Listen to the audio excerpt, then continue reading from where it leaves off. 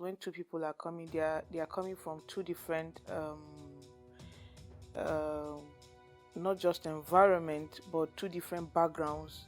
They are coming together, so counseling helps, you know helps to soften the shock, because marriage, it's a different ball game entirely. You have two different people coming to start a life, to build a life together.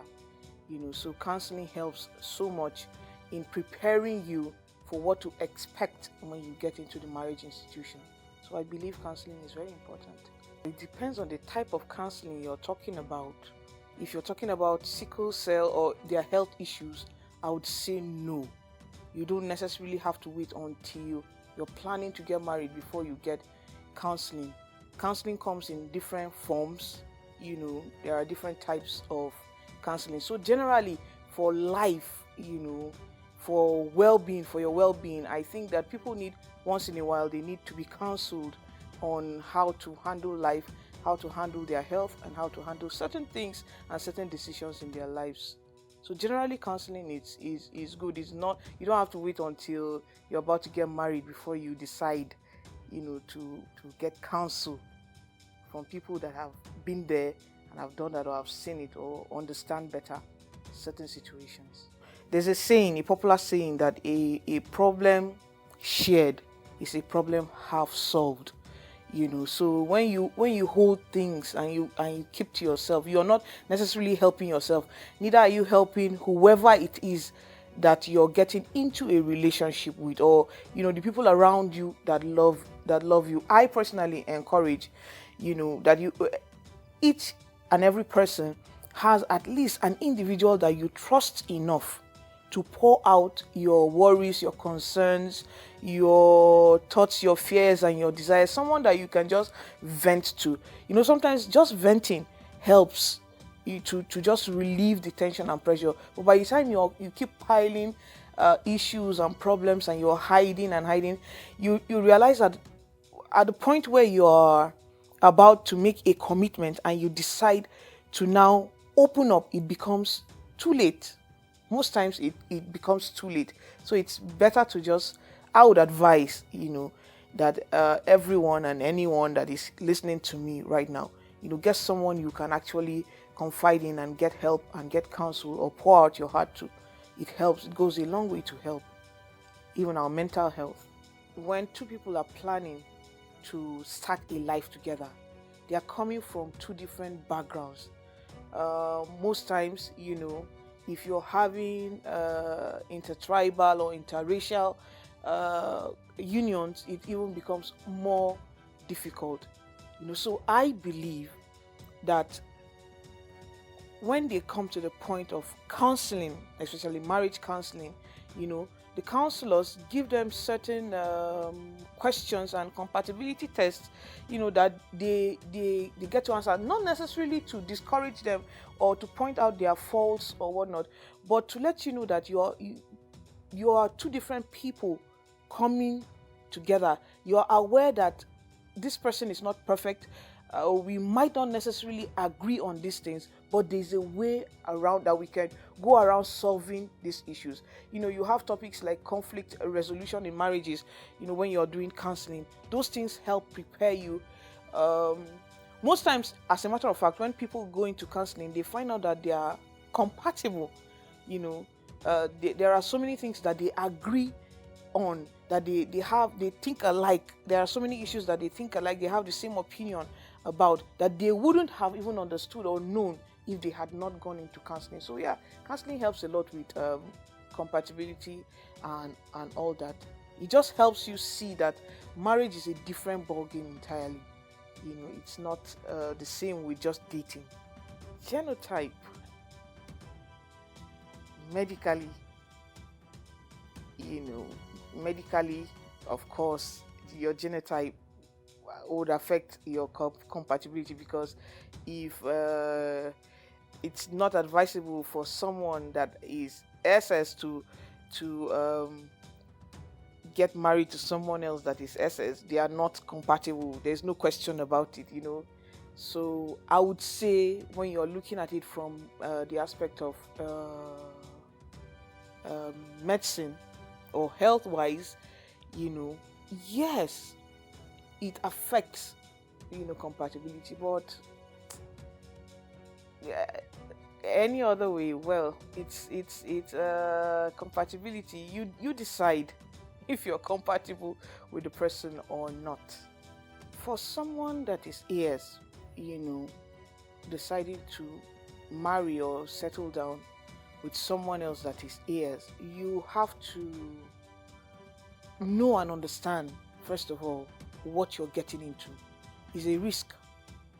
You know, we know that generally life is about risk. So you are taking a risk, and you have to really sit down and count the cost, you know, and ask yourself if you are willing to go through, you know, whatever the future throws at you, you know, because if somewhere along the line you give birth to a child that has sickle cell, you know, who is SS and manifests, and you know, that child is innocent, and they go through a lot of pains, and they go through a lot of struggle, they go through victimization and so many things, you know, like that. So are you ready as a parent to give birth to a child and allow that child and watch that child go through that almost all through their lives, and then sometimes, you know, surviving some of those crises that they have to that they have, you know, along the way?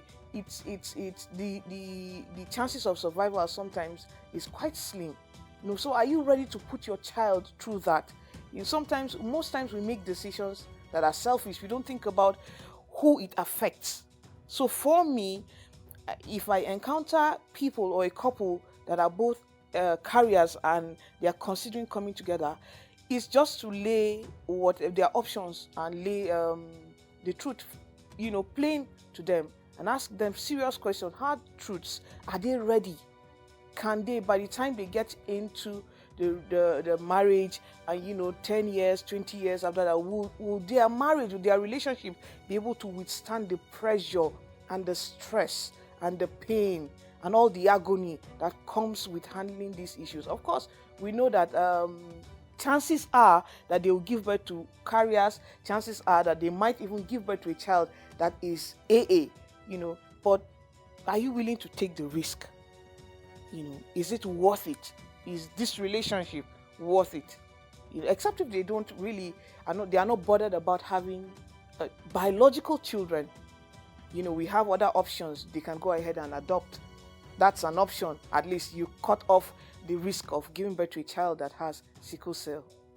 I think that even as a child, every parent, when you give birth to your child and you are not sure, you know, of your own genotype, take your kids, carry out the test. As a matter of fact,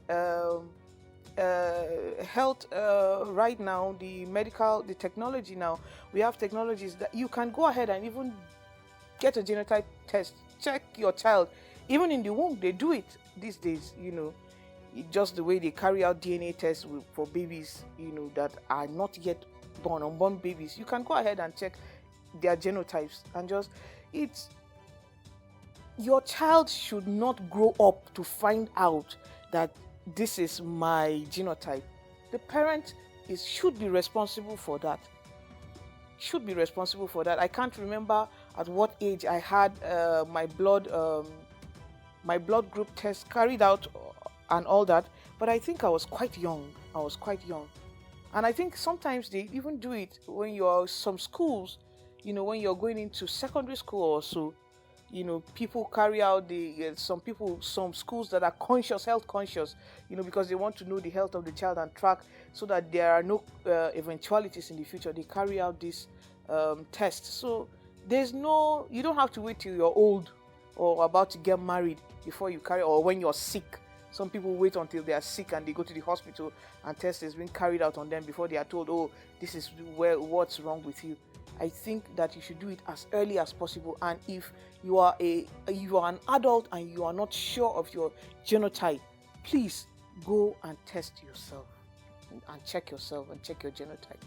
No child comes, you don't form yourself, you don't create yourself. We don't choose our parents, not to talk of our genotype or whatever ailments we come out with.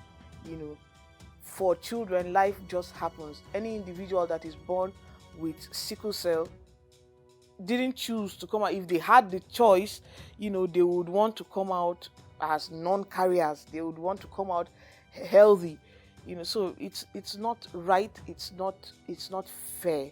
I don't believe it is. I think that the more people are educated on things like this, the more they are enlightened to know that nobody chooses who they are or who their parents are or how they come out, or what they even look like. It will go a long way, to help people, because I think most times people do that out of ignorance. People do that out of ignorance. But if you're enlightened, you're educated, and you understand these things, you wouldn't want to go the route of stigmatizing someone that cannot or had nothing to do with their health status.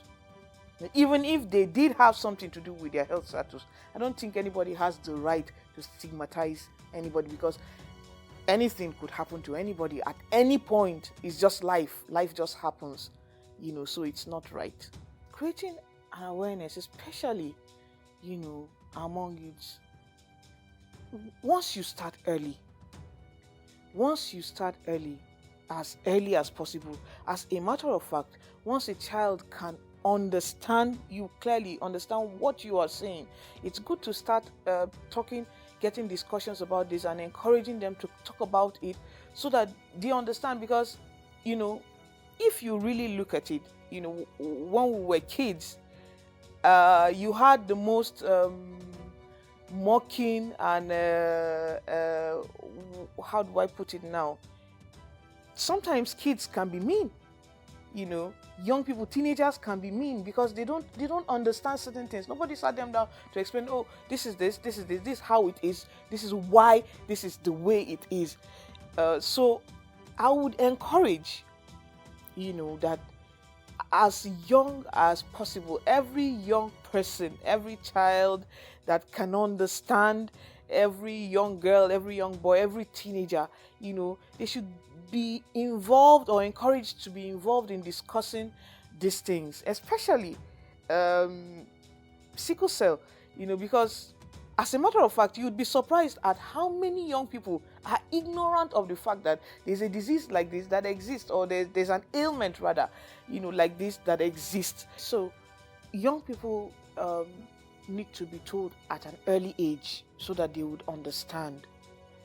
If you tell a child that this is what is wrong, this is how it comes about, it's not the person's fault and all that, and then you let them understand that because it is not their choice, you don't have any right, to stigmatize or to bully them and all that. That child grows up with that consciousness and that compassion. Instead of just growing up ignorantly, moving around ignorantly, you just see people and you don't really understand the depth of what they are even going through, and you're putting them down. So I would encourage, of course, that more of this should come up among the youths, young people, and even children.